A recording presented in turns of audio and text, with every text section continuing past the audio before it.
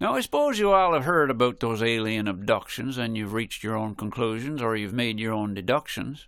Or perhaps you yourself were taken once while driving in your car, and you was poked and probed and woke up with this funny-looking scar. Well, what odds about it, sure? It happens all the time. You might be down a kidney, but then one'll do you fine. It happened to my buddy, and I suppose perhaps I'll launch into the story of John Chidley on the bridge down in Lamanche. All hands was on the party at my other buddy Paul's. There was beer and songs and stories, there was laughs and calls and balls. We were well into the wee hours, no one was feeling pain, when John left to go up the shore with Bev and Eugene Kane. It had been a wicked evening, on that they did agree, and as they passed along by Torres Cove it was almost 3:30. Then John spoke up from in the dark and said he had to stop. The pressure in his holding tank was almost to the top. So Bev pulled off the road, and John said, "Won't be long now, missus." Eugene fell asleep while John attended to his business. His business being complete, he went to open up the door, and that's when things got awful queer up on the southern shore. All at once our man was lit up by a green light in the sky. Good enough was what he thought. I guess I'm on the starboard side. But then a red light lit him up, well off in the north, so he closed the starboard door and went to get in through the port. But then a yellow light came on, and John was on two minds. When it came to navigation lights, he only knew two kinds. Bev had heard the door come to, and figured he was back. She yawned and drove away and said can't wait to hit the sack.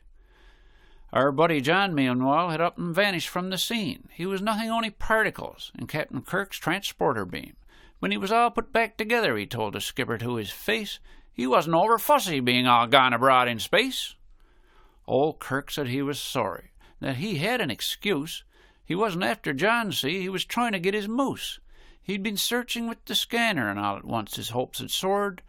"Spock," he said, "down by that bridge. There's one to beam aboard."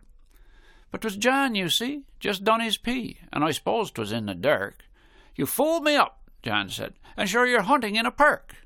"What?" said Kirk. "I didn't know. Check off. Where's your eyes? I know now Starfleet won't be cross if I lose the Enterprise."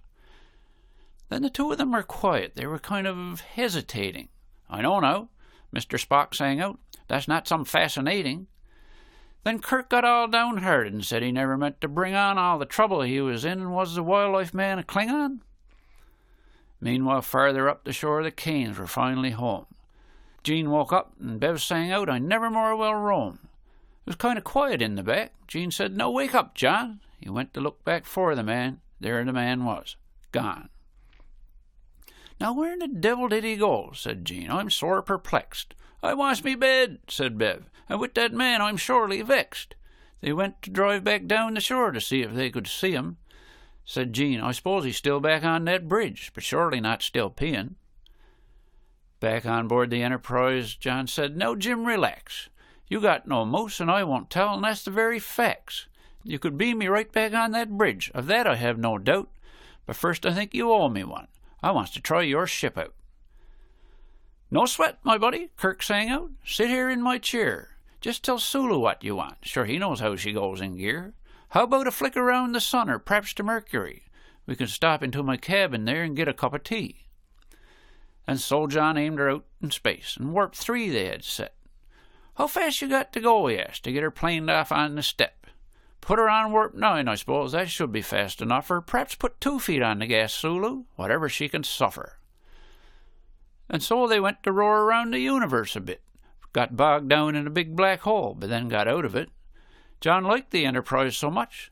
"How much for one?" he said. But then more lights came on for John, this time blue and red. "Pull over, John," said Jim. "Oh my, I'm afraid. I got $12,000 worth of tickets still unpaid." Next thing, Worf was on the bridge, and he was looking mad. He got laid off from Pickard's ship and joined the Space Constab. He said, "Have you been drinking on the bridge? Now don't be telling lies, sir. In jig time I will hook you to the deep space breathalyzer. And where's your registration and your license and insurance? I could get you for all kinds of things. Sure, I got all the warrants." Then John spoke up and said, "Old man, I want your autograph." He told some jokes and gave old Worf the biggest kind of laugh. "Kirk," he said, "I'll let you off. We'll meet again, no doubt. Here's one more ticket for your stash. You got a tail light out." "John," said Kirk, "you are the man. I owe you one, no fear." "Go on," said John. "You let me drive your ship, I'd say we're square. Just beam me right back down now, and I will say good night. I dare say Bev and Jean are after getting quite the fright." Next thing our man was in the back seat of Jean's car. "How are you getting on?" he said. Said Jean, "So there you are. Where in the devil were you? We were almost off the deep end." "Don't mind that," said John. "What are you two at next weekend?" "I'm going on a trip with my new fishing buddy Jim. He got the wicked vessel. Sure, you'd get along with him.